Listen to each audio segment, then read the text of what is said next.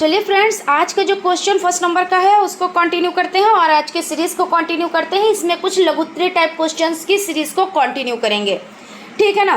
तो क्वेश्चन हो जाता है व्यंजन कितने प्रकार के होते हैं, अथवा स्पर्श व्यंजन से क्या अभिप्राय है, ये अंतस्थ व्यंजन से किस प्रकार भिन्न है, अथवा हिंदी भाषा के व्यंजन वर्णों के उच्चारण स्थानों के नाम लिखिए या संयुक्ताक्षर व्यंजनों को लिखिए। यानी इस तरह का कोई भी क्वेश्चन आ जाता है, ठीक है। या स्पर्श व्यंजन किसे कहते हैं, स्पर्श व्यंजन का उल्लेख कीजिए, या ऊष्म व्यंजन किसे कहते हैं, उनके नाम लिखिए। तो इसमें आपको जो जितने ये क्वेश्चन है इससे रिलेटेड आंसर मिल जाएगा, आपको आंसर वही लिखना है। तो चलते हैं आंसर की तरफ। आंसर देखते हैं। सबसे पहले हो जाता है आपका, जब प्राणवायु कंठ व मुख के अवयवों से टकराती हुई बाहर निकलती है तो ध्वनियाँ उत्पन्न होती हैं, उन्हें व्यंजन कहते हैं। जैसे का, खा, गा आदि प्रत्येक व्यंजन का उच्चारण स्वर की सहायता से होता है। आपको पता है हिंदी भाषा में व्यंजनों की संख्या कितनी होती है, तो 33 होती है। और व्यंजन 4 प्रकार के होते हैं। कौन कौन से प्रकार हैं व्यंजन के, तो समझ लेते हैं। सबसे पहले हो जाता है स्पर्श व्यंजन। तो स्पर्श व्यंजनों में हम क्या पढ़ेंगे, देखेंगे कि इन वर्णों के उच्चारण में हवा उच्चारण स्थानों को स्पर्श मात्र करती है। ये 5 वर्णों में का वर्ण, चा वर्ण, टा वर्ण, ता वर्ण, पा वर्ग में विभाजित होते हैं। यानी देखिए, का वर्ग कौन सा होता है, तो का, खा, गा, घा, ये जो लाइन है अड़ा तक, तो ये का वर्ग में आती है। अब जो है चा वर्ण में, तो जो चा पहला अक्षर जो होता है वो उसका वर्ग कहलाता है। तो चा, छा, जा, झा, या ये कौन से हो जाते हैं, तो ये चा वर्ग हो जाते हैं। याद करना बहुत ही सिंपल है कि जो लाइन का पहला अक्षर होता है, यानी का, खा गा घाड़ा, चा छा जा झैया, टा ठा डा ढाड़ा, ता था दा धरना, यानी जो पहला अक्षर है वही उसका वर्ग का नाम हो जाता है। टा, ठा, डा, ढा, अड़ा, तो टा वर्ग हुआ। ता, था, दा, धा, ना, तो कौन सा हुआ, तो ता वर्ग हुआ। पा, फा, बा, भा, मा, तो कौन सा वर्ग हुआ, पा वर्ग हुआ। तो इस तरह से स्पर्श व्यंजन हो जाते हैं। उसके बाद अंतस्थ व्यंजनों को देख लेते हैं। आपको पता है अंतस्थ व्यंजन कौन कितने होते हैं, तो 4 होते हैं, यानी 4 होते हैं। कौन कौन से होते हैं, तो या, रा, ला और वाह। हमने क्या कहा था, बहुत इंपॉर्टेंट है, आपका पीछा नहीं छोड़ने वाले हैं। किसी भी तरह का क्वेश्चन हो, बहुविकल्पी टाइप हो, लघुत्तरीय टाइप हो, लघुत्तरीय टाइप हो, कभी भी आपका पीछा ये क्वेश्चन छोड़ने ही वाले नहीं है, या सीटेड हो या सुपर टेड हो, कोई भी एग्जाम हो, ठीक है। तो जिन व्यंजनों के उच्चारण में जिह्वा मुख के किसी भाग को नहीं छूती है, यानी मुख के कोई भी भाग को नहीं छुएगी, और बिना हवा यानी हवा बिना रगड़ खाए मुंह से बाहर निकल जाती है, यानी रगड़ भी नहीं खाएगी और क्या होगा, मुख से बाहर निकल जाती है, तो उन्हें क्या कहते हैं, अंतस्थ व्यंजन कहते हैं। जैसे या, तो देखिए रगड़ खाया नहीं, रा, ला, वा, तो इस तरह से। अब ऊष्म व्यंजन क्या है, तो ऊष्म व्यंजनों को समझ लेते हैं। जिन वर्णों के उच्चारण में हवा मुख से रगड़ खाती हुई धीरे धीरे निकलती, उन्हें ऊष्म व्यंजन या ऊष्म संघर्षी व्यंजन कहते हैं। जैसे कौन कौन से हो जाते हैं, जैसे सा सपेरे वाला, शा शरीफे वाला, पिछरी शा, और आपका हो जाता है हा। ये 4 क्या है, ये 4 हो जाते हैं ऊष्म व्यंजन, ठीक है। तो इससे भी रिलेटेड बहुत से क्वेश्चंस पूछे जाते हैं कि कितने हैं, कौन कौन से हैं। कभी क्या करते हैं, एक अक्षर लिख देते हैं, जैसे ऊष्म व्यंजन का कोई भी अक्षर लिख दिया, मान लीजिए पहले सा लिख दिया छोटा सा सपेरे वाला, और 3 अक्षर कोई और भी लिख दिया, कोई सी भी लिख दिए। अब आपको पता है कि ये सा जो है ऊष्म है, कभी कहेंगे ऊष्म इसमें कौन नहीं है, तो 3 तो ऊष्म लिख देंगे, एक दूसरा कोई और लिख देंगे, तो आपको उसमें पहचानना रहेगा। तो इस तरह से, या कभी संख्याएं पूछ लेंगे, या इसमें कि मुंह से रगड़ खाती हुई, और जैसे कि जब मुख से निकलती है तो एक सीटी टाइप बचती है, तो ये कौन सा यानी कौन से व्यंजन कहलाते हैं, तो आपको पता है ऊष्म। उसके बाद है संयुक्त व्यंजन, 2 या 2 से अधिक व्यंजन मिलने पर संयुक्त व्यंजन बनते हैं। तो इस तरह से आपका हो जाता है। इसमें कौन से संयुक्त जो व्यंजन होते हैं वो कैसे बनते हैं, तो का हलंत प्लस पिछरी शा, तो क्षत्रिय वाला शा जिसमें अक्षर कक्षा आप लिखते हैं, तो ये 2 वर्णों से मिलकर बना होता है, जिसमें हलंत लगा होता है। इसका मतलब क्या होता है, जो हलंत लगा होता है इसका मतलब होता है आधा लिख देना। जैसे आप इस तरह से आधा लिखते हैं, ठीक है, लेकिन जब आप पूरा लिख के और हलंत लगा देते हैं तब भी ये आधा ही होता है। तो हलंत यानी का हलंत प्लस पिछड़ी शा तो क्षत्रिय वाला छा, ता हलंत प्लस रा तो त्रा। ठीक है, जैसे पुत्र में आप त्रा लगाते हैं, पुत्र में, त्रिशूल में, इस तरह से आपका हो जाता है जा प्लस या यानी ज्ञा। तो देखिए हलंत सब में लगा हुआ है ना, जा हलंत प्लस या ज्ञा इया। छत्रंग क्षत्रिय वाला छा नहीं, ये इया वाला होता है जो वो, तो तब ज्ञा बनता है, तो ज्ञान विज्ञान है ना, इस तरह से। फिर शरीफ वाला शाह हलंत प्लस रा तो श्रा यानी विश्राम श्रम, ऐसे और भी बहुत से। उसके बाद चलते हैं नेक्स्ट क्वेश्चन की तरफ। हिंदी की वर्तनी संबंधी अशुद्धियाँ बताइए। तो हिंदी भाषा की वर्तनी अशुद्धियाँ एवं निवारण। शुद्ध लेखन का आशय लेखन संबंधी अशुद्धियाँ न करने से इनके लिए निम्न बातों पर विचार करना आवश्यक है। अशुद्धियों के प्रकार। वर्तनी संबंधी अशुद्धियाँ कई प्रकार की हो सकती हैं। इनमें से कुछ प्रकार हैं। पूर्ण वर्ण संबंधी अशुद्धियाँ। बहुत से बालक कुछ वर्णों के उच्चारण भेद को भली भांति नहीं समझते हैं और वे प्रायः एक अक्षर के स्थान पर उसी से मिलता जुलता दूसरा वर्ण लिख देते हैं। ये ठीक नहीं, क्योंकि कभी कभी तो एक वर्ण के परिवर्तित हो जाने से पूरे शब्द का ही अर्थ बदल जाता है। उदाहरण, शर और सर दोनों का अर्थ एक दूसरे से सर्वदा भिन्न है।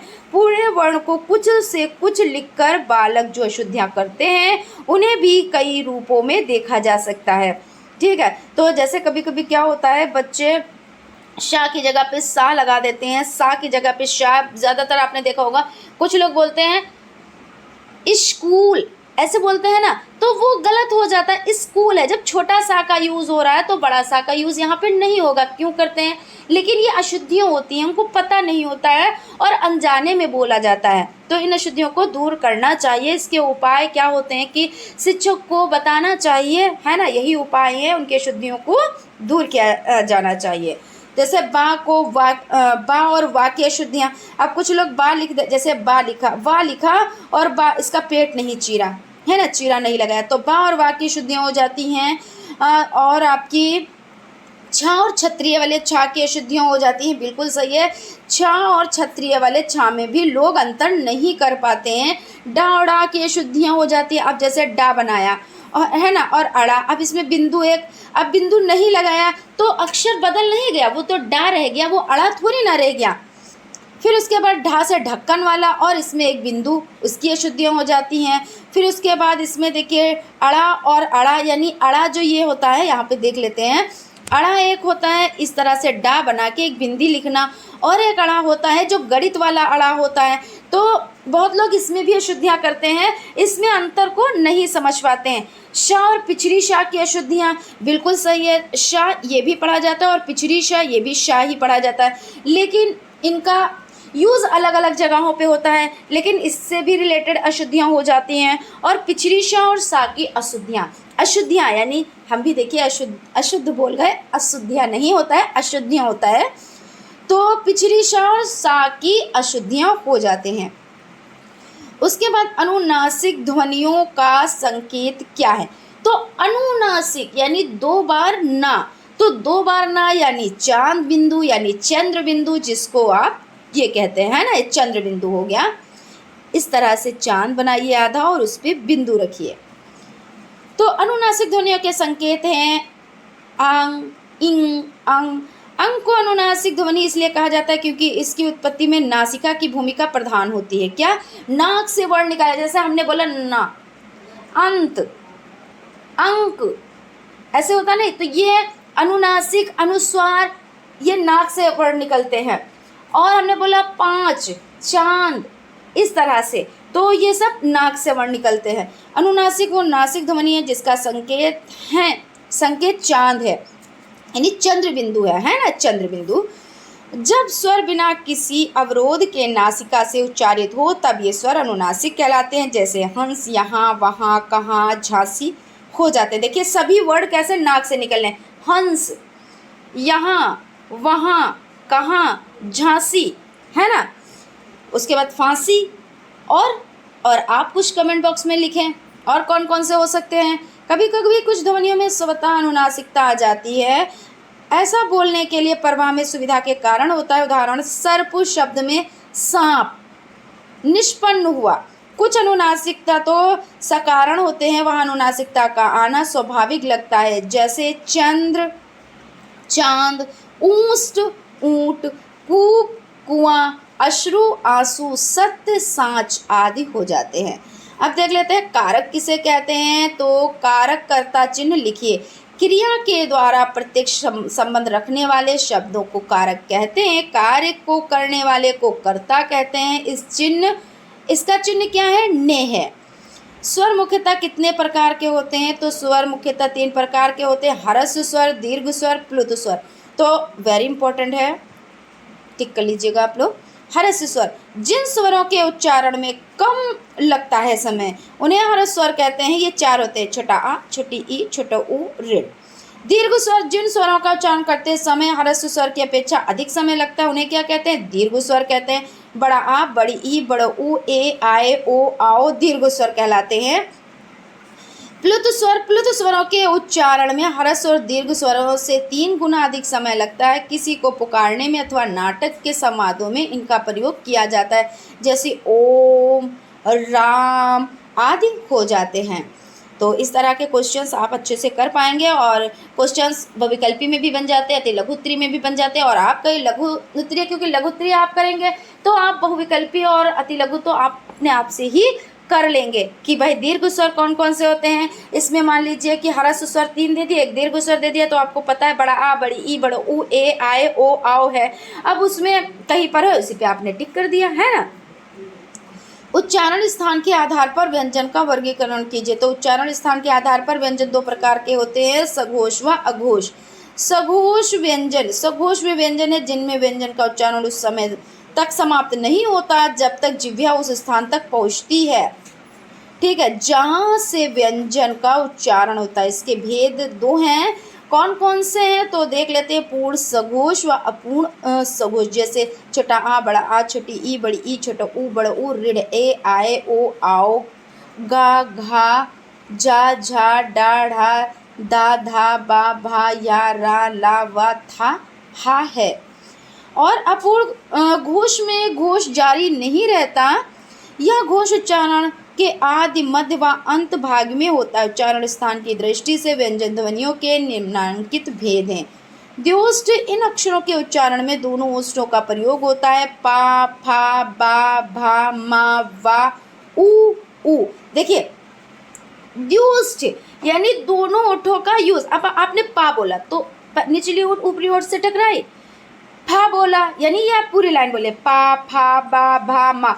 और वाह, जब आपने वाह कहा तो देखिए ए होठों का ये इस तरह से गोला बन गया, वाह वाह। और ऊ, देखिए ऊ में क्या है? गोला बन गया। और वाह वाह, देखिए दोनों होठ इस तरह से बनी। और बड़ा ऊ, तो क्या हुआ? जब बड़ा ऊ आप बोले तो क्या होता है? इस तरह से गोल गोल होठे बन जाते हैं, यानी दोनों होठ, यानी द्योष्ठ हो गया। फिर दंतोष्ठ है। अब दंतोष्ठ क्या है? इन वर्णों के उच्चारण में ऊपर के दांत व नीचे के होंठ का प्रयोग किया जाता है। वाह वाह आप बोलें तो क्या कह रहे हैं कि इन वर्णों के उच्चारण में ऊपर के दांत, जो ऊपर के दांत हैं और नीचे की होंठ, तो आप वाह बोल के देखिए तो निचली जो होंठ है ऊपरी दांत से टकराएगी, वाह। और क्या? फा। अब देखिए फा भी आपने बोला तब भी आपकी निचली होंठ ऊपरी दांत से टकराई, वाह आपने बोला तब भी आपकी निचली होंठ ऊपर के दांतों से टकराई। अब देखिए दंत क्या है? तो दंत जिन वर्णों के उच्चारण में जिह्वा को दांतों पर लगना होता है उन्हें दंत कहते हैं, जैसे ता, था, दा, ला, सा। यानी दांतों का किस पे लगना होता है? जिह्वा पर, है ना, जुबान पर। जिन व्यंजनों के उच्चारण में जिह्वा को दांतों पर लगना होता है। फिर कंठ है। अब कंठ क्या है? कंठ से बोले जाने वर्णों को कंठ कहते हैं, जैसे आ, का, वर्ग, हा। तो आपने बोला तो देखिए यहाँ पे कंठ, कंठ से ये अक्षर निकल रहे हैं, है ना, तो ये कंठ हो जाते हैं। तालव्य, जिन वर्णों के उच्चारण में जिह्वा तालु को स्पर्श करती है उन्हें तालव्य कहते हैं, जैसे छोटी ई, बड़ी ई, चा वर्ग, या और शा। तो तालव्य कैसे हैं कि जिन वर्णों के उच्चारण में जिह्वा तालु को स्पर्श करती है, तो ये जिह्वा यानी जुबान, है ना, किसको स्पर्श कर रही है? तालु को स्पर्श कर रही है। आप बोल के देखें, छोटी ई, बड़ी ई, चा, देखिए कर रही है ना, जिह्वा क्या कर रही है, तालु को स्पर्श कर रही है। मूर्धन्य जिन वर्णों का उच्चारण जिह्वा को मूर्धा पर लगाने से होता है मूर्धन्य कहलाते हैं। ऋण, टा वर्ग, रा, शा। वर्ग का मतलब क्या है, टा ठा डा ढा ड़ा, मतलब पूरा वर्ग की यहाँ पे बात हो रही है। पहला अक्षर इन्होंने लिख दिया, लेकिन पूरे वर्ग की यहाँ पे बात हो रही है। और अलग से कौन है, रा है। रा क्या है, अलग से अगर आपसे पूछ रहे तो मूर्धन्य है। पिछली शा क्या है, मूर्धन्य। अब आप कहेंगे ये तो ऊष्म है, ऊष्म भी होता है। और ये चारों अक्षर कहीं ना कहीं कोई तालु से है, कोई मूर्धन्य है। तो इस तरह से भी, और इसी तरह के क्वेश्चन पूछे भी जाते हैं जो सिंपल सा होता है कि कंठ क्या, क ख ग घ ड़, ऐसे थोड़ा मुश्किल पड़ जाता है। लेकिन जो इस तरह से होते हैं कि आप तो कंफ्यूज होंगे कि शा, ये शा है जो ऊष्म है, लेकिन ऊष्म के साथ मूर्धन्य भी है, तो क्वेश्चन बन गया, है ना। तो सिंपल से तो आप करें ही, और बाकी जो इस तरह के हैं तो ये भी सिंपल है, कोई टफ नहीं है। लेकिन जो इधर उधर से ऐसे होते हैं तो वो ज़्यादा पूछ लिए जाते हैं। जिह्वा मूल्य, जिन वर्णों के उच्चारण में जिह्वा के मूल का स्पर्श होता है उन्हें जिह्वा मूल्य कहते हैं, जैसे का, खा, गा। अघोष व्यंजन वे व्यंजन है जिन वर्णों के उच्चारण में नाक का प्रयोग नहीं किया जाता, अर्थात वायु को निकलने में कोई प्रयत्न नहीं करना पड़ता है। शब्द का महत्व, हम शब्दों का वर्गीकरण कीजिए। शब्द का महत्व, शब्द भाषा रूपी भवन के लिए ईंटों का काम करते हैं। शब्दों से ही वाक्य बनते हैं, तभी वे इष्ट अर्थ व्यक्त करते हैं। शब्दों का वर्गीकरण, शब्दों को निम्न प्रकार से वर्गीकृत किया जा सकता है: अर्थ के आधार पर, प्रयोग के आधार पर, इतिहास या स्रोत के आधार पर, रचना के आधार पर, व्याकरणिक प्रकार के आधार पर।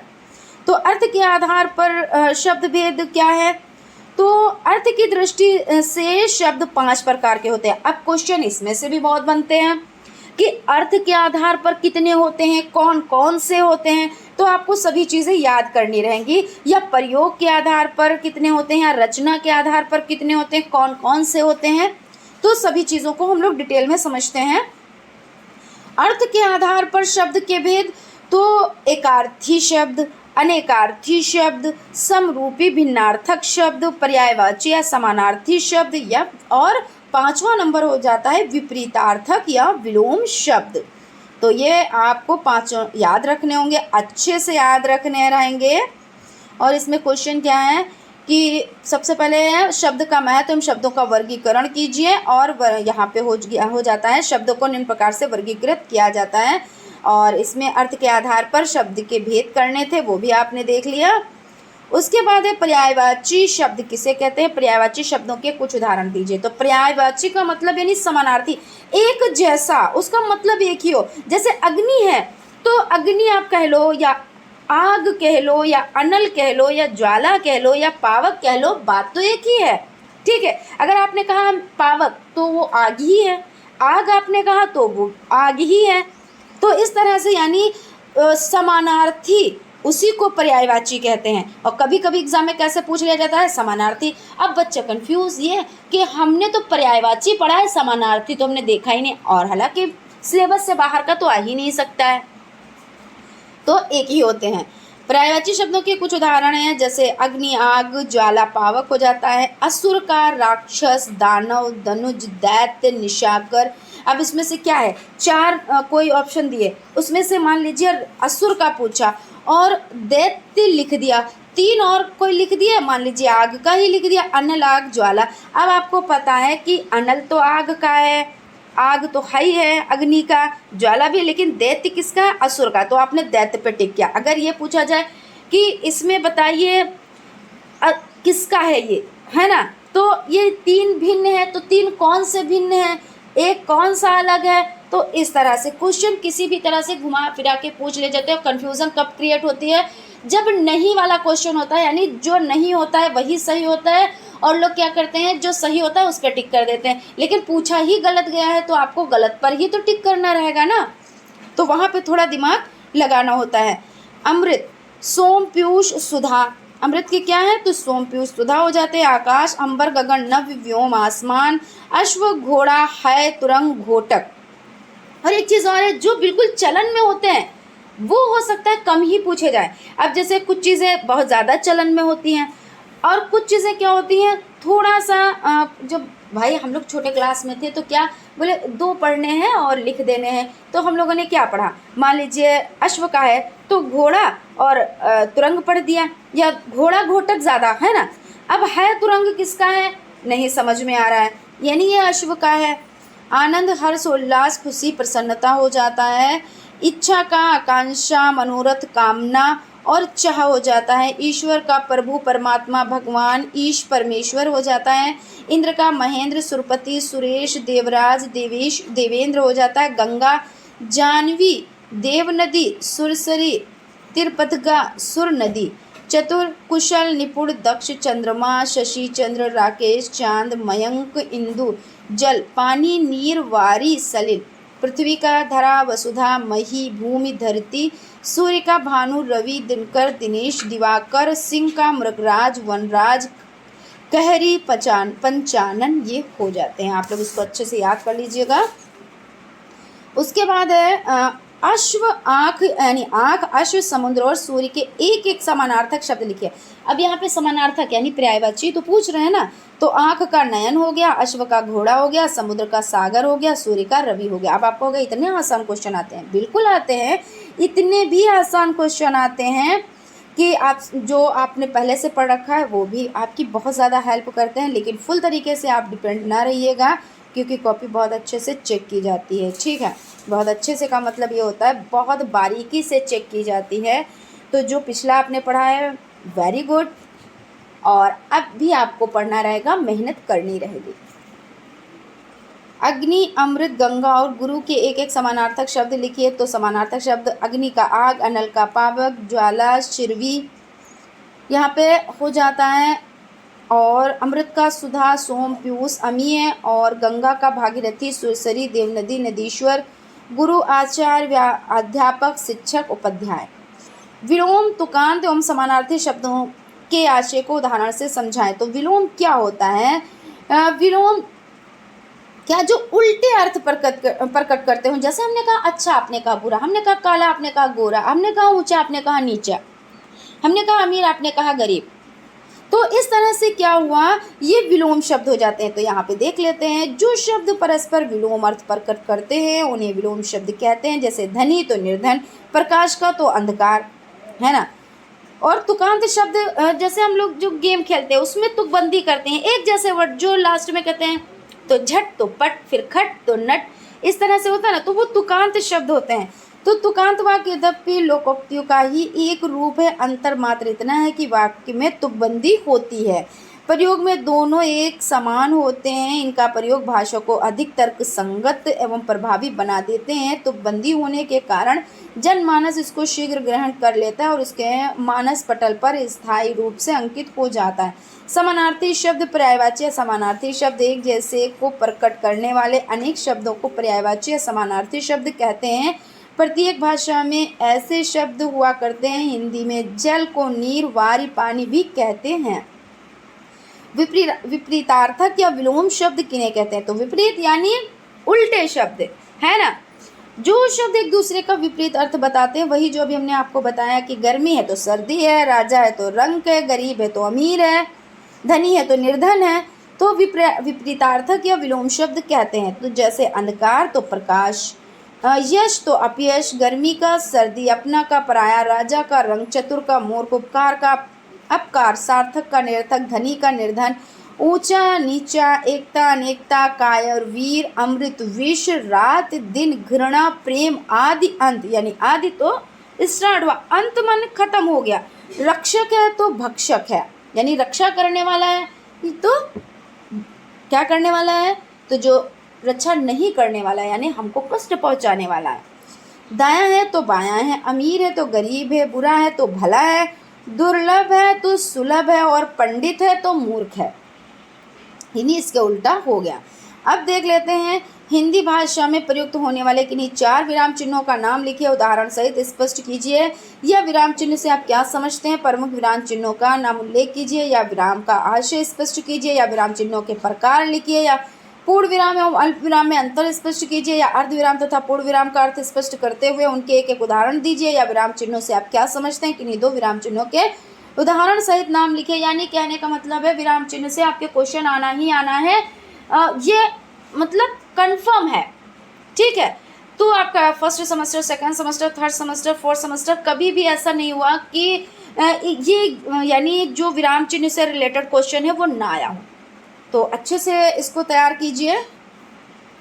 विराम का अर्थ क्या होता है? विराम का अर्थ होता है ठहरना। वो बात अलग है हम ज़्यादा ठहर रहे हैं, कम ठहर रहे हैं, कम से थोड़ा ज़्यादा ठहर रहे हैं, या हम ऐसे कि कभी कभी ये होता है कि हम कोई अक्षर लिखना भूल गए और उसकी जगह पे कोई चिन्ह का प्रयोग कर रहे हैं, तो इसलिए भी यूज़ किया जाता है, यानी चिन्हों का प्रयोग किया ही किया जाता है। तो यहाँ पे हम समझ लेते हैं विराम का अर्थ क्या होता है, रुकना या ठहरना। अपने भावों को प्रकट करने के लिए भाषा में बोलते समय अथवा लिखते समय कुछ स्थानों पर रुकना पड़ता है। अब जैसा हम एकदम से आपको एक स्पीड में पढ़ाते ही जाएं, रुके ही नहीं, तो आप क्या समझोगे? आप कुछ भी नहीं समझोगे, आपके समझ में ही नहीं आएगा, आपके माइंड के ऊपर से चला जाएगा, आपका माइंड हैंग कर जाएगा कि इन्होंने पढ़ाया क्या है। लेकिन कब समझ में आता है? जब हम चीज़ों को कहते हैं, फिर थोड़ा ठहरते हैं, थोड़ी सांस लेते हैं और उसके बाद फिर से हम स्टार्ट करते हैं। उसमें आप समझ भी नहीं पाए कि हाँ हम ठहर भी रहे हैं लेकिन हम ठहराव भी ले रहे हैं। और ऐसा भी नहीं है कि हमने एक वर्ड कह दिया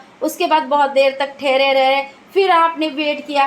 भाई इतना तो टाइम किसी के पास नहीं है, और वो तो नीरसता वाला हो जाएगा कि आपका मन ही नहीं लगेगा पढ़ने में कि हम बहुत ज़्यादा ठहर रहे हैं। कुछ लोग होते नहीं, बात कर रहे होते ऐसा लगता है अब इनकी बात ख़त्म हो गई, और वो भी उनकी बात है शुरू है लेकिन वो इतना ठहर के बताते हैं कि इंसान बोर हो जाता है और हट जाता है कि भाई अब इनकी पूरी बात नहीं सुननी है, कितनी भी इम्पोर्टेंट बात हो। तो वो भी नहीं होना चाहिए। और ये भी नहीं है कि आप एक स्पीड में बोलते चले जाएं, वो भी आपकी समझ में नहीं आएगा। और क्या होता है, अर्थ का अनर्थ भी हो जाता है। जैसे आपने पूर्ण विराम, अर्ध विराम या विराम चिन्हों का यूज़ नहीं किया, वही चीज़ को आपने कहा रुको जाओ मत, या रुको मत जाओ। अब देखिए रुको मत जाओ, अब मत के बाद हमने यहाँ पे लिख देते हैं, लिख के समझ में ज़्यादा आएगा। रुको मत जाओ, मत जाओ। और यहाँ पे हो गया है रुको मत, और यहाँ पे हमने लगा दिया। तो देखो इसका क्या हो गया, अर्थ बदल गया, सिर्फ एक चिन्ह से ही बदल गया। हमने कहा आपसे कि रुकिए, रुक जाइए, यानी रुको मत जाओ। अब मना कर रहे हैं कि ना जाओ आपसे, ठीक है। तो ये क्या हो गया, हम आपको रोक रहे हैं और आपसे कह रहे हैं कि आप ना जाओ। अब यहाँ पे क्या है, रुको मत, अब हम आपसे कह रहे हैं ना रुको, रहने दो रुकने को, और आप जाओ। तो क्या हो गया, सिर्फ जो हमने अल्प विराम का यूज़ किया है उससे कितना फ़र्क हो गया कि एक को हम इतनी इज्जत दे रहे हैं कि उससे हम कह रहे हैं आप रुक जाइए और ना जाइए, और दूसरे में हम क्या कह रहे हैं कि आप जाओ यहाँ से, आप मत रुको, ठीक है। तो चिन्ह का इतना महत्व होता है। तो यहाँ पे हम देख लेते हैं, अगर बिना रुके हम अपनी बात को कहते हैं तो सुनने वाले की समझ में कुछ नहीं आएगा। कई बार भाव का अर्थ का अनर्थ भी हो जाता है। हम उचित जगह पर रुककर अपनी बात कहेंगे तो ठीक ही रहेगा। इसी प्रकार लिखते हुए विराम चिन्हों के प्रयोग से न केवल भाव और स्पष्टता आती है बल्कि उनका प्रभाव और सौंदर्य भी बढ़ जाता है। बिल्कुल इसमें सौंदर्यता भी बढ़ती है। चीज़ों को हम रुक कर ठहर कर अच्छे से विराम चिन्हों का यूज़ करके कर रहे हैं तो उसमें भाई सुंदरता तो आएगी ही। उदाहरण देखिए यहाँ पे भी है। अब यहाँ पे हमने कहा था रुको वाला, अब है रोको मत। अब किसी दूसरे से कहा जा रहा है घर में कि रोको, यानी इनको रोक लो, मत जाने दो। और इस वाक्य में कहीं कोई विराम नहीं है जिससे उस यानी क्या उसके दो अर्थ प्रकट होते हैं। पहला है रोको, यानी रोक लो जो हम हैं, और सेकंड पर्सन से कह रहे हैं इनको रोक लो मत जाने दो। और विराम चिन्ह वाक्य क्या है, और यहाँ पे हो जाता है, और दूसरे में क्या हो जाता है, रोको मत, मतलब इनको ना रोको और इनको जाने दो, यहाँ पे ये हो जाता है।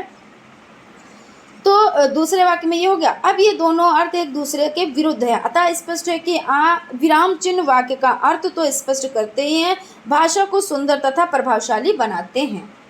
अब परिभाषा है, वाक्य बोलते या लिखते समय विराम को प्रकट करने वाले चिन्हों को विराम चिन्ह कहते हैं। बिल्कुल, या हम ऐसे भी लिख सकते हैं कि विराम क्या होता है, रुकना या ठहरना, है ना। अपने भाव को स्पष्ट करने के लिए भाषा में बोलते समय अथवा लिखते समय कुछ स्थानों पर रुकना पड़ता है, और जो रुककर हम चिन्ह लगाते हैं उन्हें ही हम विराम चिन्ह कहते हैं।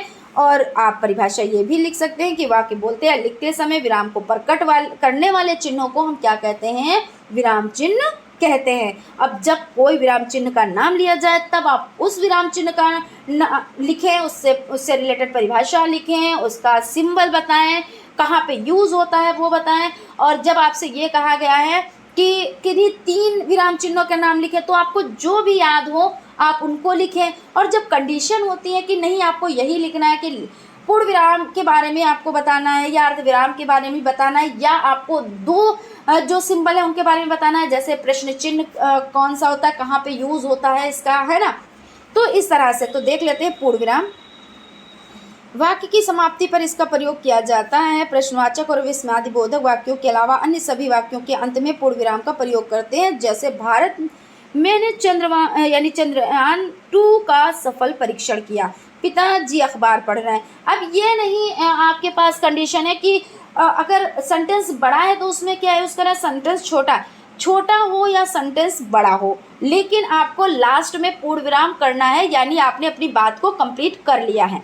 अब जैसे हमने आपसे क्या कहा कि आपने बात को कंप्लीट कर लिया है के बाद हम क्या करेंगे, पूर्ण विराम लगाएंगे, यानी यहाँ पे ठहराव लेंगे और ज़्यादा ठहराव लेंगे।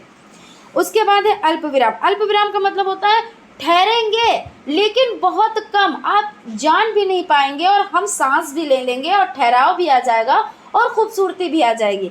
यानी बोलते समय या लिखते समय जब एक शब्द को दूसरे शब्द से या एक वाक्य को दूसरे वाक्य से अलग करने के लिए थोड़ा रुकते हैं तब इस चिन्ह का प्रयोग किया जाता है। अल्प विराम का प्रयोग अलग अलग परिस्थितियों में होता है। जैसे हमने किन्हीं 2 चीज़ों के नाम ले लिए, हमने कहा मूली गाजर, अब आपने कहा मैडम ने एक साथ में कहा है मूली गाजर, लेकिन क्या है कि हमने कहा और हमने इस चिन्ह का प्रयोग भी किया और खूबसूरती भी लाए। नाम किसी के लेने हैं एक साथ में 2 लोगों के, तो उसमें बीच में आपको इस चिन्ह का यूज़ करना रहेगा। उसके बाद जब आप सेंटेंस को पूरा करेंगे तब पूर्ण विराम लगाएंगे। और ये भी शर्त नहीं है कि आप अल्प विराम लगाएं और पूर्ण विराम नहीं भी लगता है, पूर्ण विराम तो अपनी जगह पे लगेगा जब आप सेंटेंस को कंप्लीट करेंगे, ठीक है। फिर उसके बाद है शब्दों को अलग अलग करने के लिए, तो यहाँ पे है शेखर, राखी, नेहा और रोहन बगीचे में खेल रहे थे। तो देखिए शेखर, राखी, नेहा ये नाम लिए गए और 4 नाम लिए गए, तो 3 नाम के पहले जैसे कि शेखर लिखा तो हमने क्या किया, अल्प विराम लगाया, फिर राखी लिखा फिर अल्प विराम लगाया, तो यानी नाम के बीच में हमको इस चिन्ह का प्रयोग करना है। फिर संबोधन के बाद जैसे भाइयों मेरी बात को ध्यान से सुनो, अब भाइयों कह के थोड़ा आप ठहरेंगे, थोड़ी सी हल्की सी सांस लेंगे, तो यानी यहाँ पे आपको भाइयों के बाद आपको क्या लगाना है, चिन्ह का यूज़ करना है। अब कहना है मोहन तुम इधर आओ, अब एक साथ में नहीं कहेंगे मोहन तुम इधर आओ, मोहन हल्का से ठहरे तुम इधर आओ, यानी इस चिन्ह का यूज़ किया हमने। 2 वाक्यांशों को जोड़ने के लिए जैसे रवि विद्यालय से आकर शहर चला गया, तो विद्यालय से पहले आया और आकर क्या हुआ, शहर चला गया, तो इस चिन्ह का यूज़ करेंगे। किस चिन्ह का, तो अल्प विराम हम पढ़ रहे हैं ना, तुम जल्दी तैयार हो जाओ, मैंने पिताजी से पूछ लिया, तो तुम जल्दी तैयार हो जाओ और उसके बाद अल्प विराम का चिन्ह लगेगा। कभी कभी ऐसा भी क्वेश्चन आ जाता है कि एक पूरा सेंटेंस दे दिया जाएगा, वहाँ पे कहा जाएगा चिन्ह, जो भी चिन्ह जहाँ पे परफेक्ट हो रहे हो वहाँ पे आप लगाओ। तो आपको पता जब है कि जब 2 नाम होते हैं तब लगता है, या इस तरह से किसी को संबोधन कर रहे हैं या 2 वाक्यांशों को जोड़ना है तो वहाँ पे लगना है तो आप लगा लेंगे। किसी कथन को स्पष्ट करने के लिए किक के स्थान पर, यानी अध्यापक ने बताया, अब किक पृथ्वी गोल है की नहीं है और यहाँ पे चिन्ह लग गया। माँ ने पूछा और आपने चिन्ह लगाया, अब तक कहाँ थे, तो इस तरह से। अब अर्धविराम की बात कर लेते हैं। अर्धविराम का मतलब होता है जो पूर्ण विराम होता है, पूर्ण विराम से आधा ठहरना और अल्प विराम से ज़्यादा ठहरना। तो मतलब क्या हुआ कि जब पूर्ण विराम से, यानी पूर्ण विराम में क्या होता है कि हम ज़्यादा ठहर रहे हैं और अल्प विराम में हम बहुत कम ठहर रहे हैं, लेकिन अर्ध विराम में हम बीच में, ये मतलब बीच का है कि ना तो बहुत ज़्यादा ना बहुत कम, इसका आधा करना है। आप ऐसे भी लिख सकते हो। तो कैसे लिखेंगे, आमतौर पर अर्धविराम 2 वाक्यों को जोड़ता है, जब तक उपवाक्य समाप्त हो जाता है तब दूसरे को और जैसे शब्दों से नहीं जोड़ा जा सकता है वहाँ अर्धविराम का प्रयोग किया जाता है। जैसे सारे देश में क्रांति की लहर दौड़ गई। और अब क्या, थोड़ा ठहरना है, लेकिन अल्प विराम से ज़्यादा और पूर्ण विराम से आधा। भला स्वतंत्र कौन नहीं रहना चाहता? सभी लोग भाई स्वतंत्र रहना चाहते हैं, है ना। प्रश्नवाचक चिन्ह, प्रश्न पूछने के लिए वाक्यों के अंत में हमेशा प्रश्नवाचक चिन्ह का प्रयोग किया जाता है। यानी जब आपने क्वेश्चन किया और क्वेश्चन के बाद में आपने चिन्ह लगाया, और ये मस्ट भी होता है, जब आपने क्वेश्चन किया तो उसके बाद चिन्ह लगाना मस्ट है।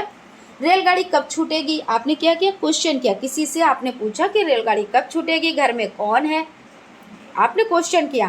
तुम्हारे हाथ में क्या है, क्यों, कब, कैसे, कहाँ, जहाँ, तहाँ, जो भी हो, जब, और तुम्हारी कलम कहाँ है, तो आपने प्रश्न ही तो किया ना, तो प्रश्न चिन्ह का आप यूज़ करेंगे। विस्मयादि बोधक चिन्ह, मन के भाव को जैसे भय, शोक, घृणा, आश्चर्य आदि को प्रकट करने वाले शब्दों में विस्मयादि बोधक चिन्ह का प्रयोग किया जाता है।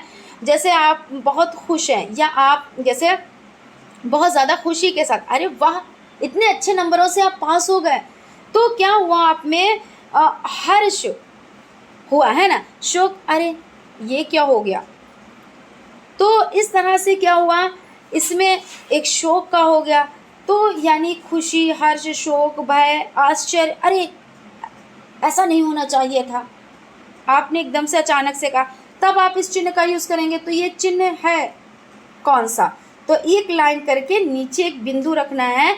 जैसे हाय राम, ये क्या हो गया, हाय राम, तो आप क्या करेंगे, यहाँ पे एक लाइन और एक बिंदु लगाएंगे। फिर योजक चिन्ह, शब्द युग्मों का तुलना करने वाले शब्दों के साथ ये चिन्ह का प्रयोग किया जाता है। जैसे सुख, दुख, रात, दिन, आजकल, थोड़ा सा, काला सा, मोटा सा, तो सुख और दुख के बीच में आप लगाएंगे। फिर रात दिन, तो रात दिन के बीच में आप इस चिन्ह का यूज़ करेंगे। और थोड़ा सा, काला सा, मोटा सा, इन सभी के और भी बहुत जगह पे इसका यूज़ होता है। उद्धरण चिन्ह, उद्धरण चिन्ह क्या होते हैं? अब आप कहेंगे इतने ढेर सारे पढ़ने रहेंगे, तो देखिए ये ज़रूरी नहीं है कि कौन सा पूछ लिया जाए, लेकिन जितने ये चिन्ह हैं इसमें से क्वेश्चन बनते ज़रूर हैं।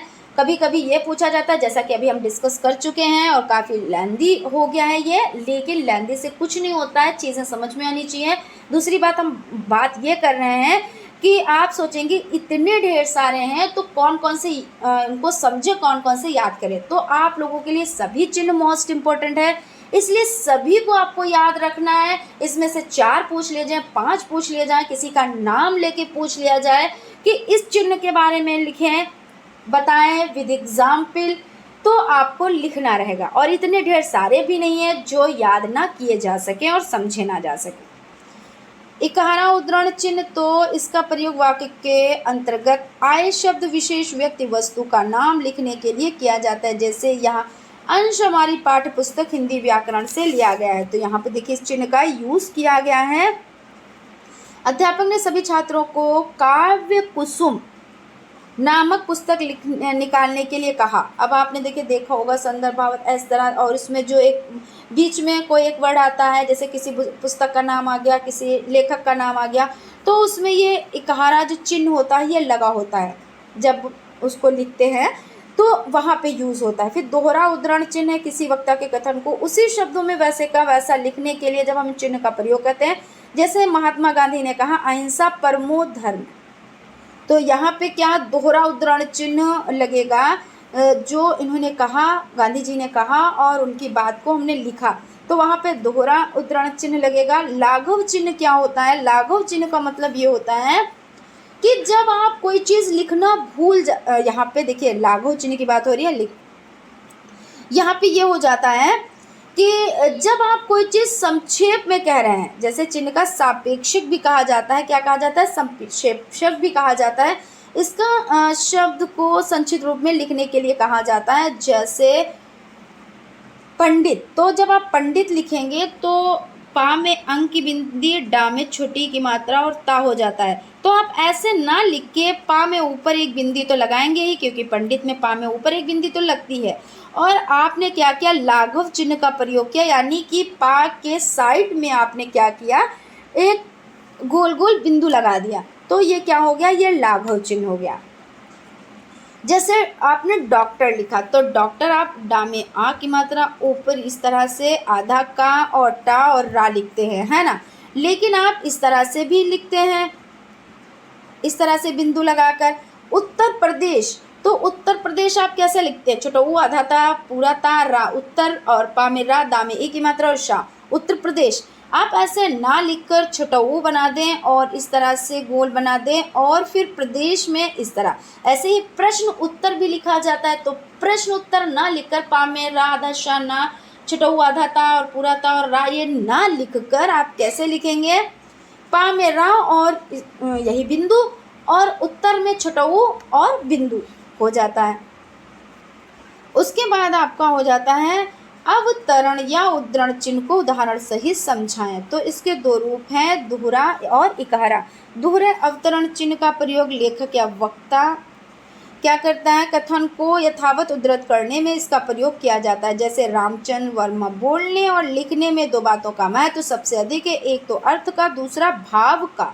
इकहरे अवतरण चिन्ह इसका प्रयोग वाक्य में प्रयुक्त कवि या लेखन का उपनाम, पाठों का शीर्षक, पुस्तक, समाचार पत्र, पत्रिकाओं आदि का नाम लिखने में होता है। सूर्यकांत त्रिपाठी निराला का परिमल ग्रंथ दूसरा पाठ पढ़ो जिसका शीर्षक है उत्साह। तो इस तरह से यहाँ पे हो जाता है। आई होप आप लोगों को सेशन अच्छा लगा होगा। अगर सेशन अच्छा लगा है तो एक लाइक ज़रूर कीजिएगा, और अगर अभी तक आप लोगों ने चैनल को सब्सक्राइब नहीं किया है तो चैनल को सब्सक्राइब भी कर लीजिएगा, क्योंकि आपके पास नोटिफिकेशन पहुँच जाता है और आप क्लास को ज्वाइन कर पाते हैं। तो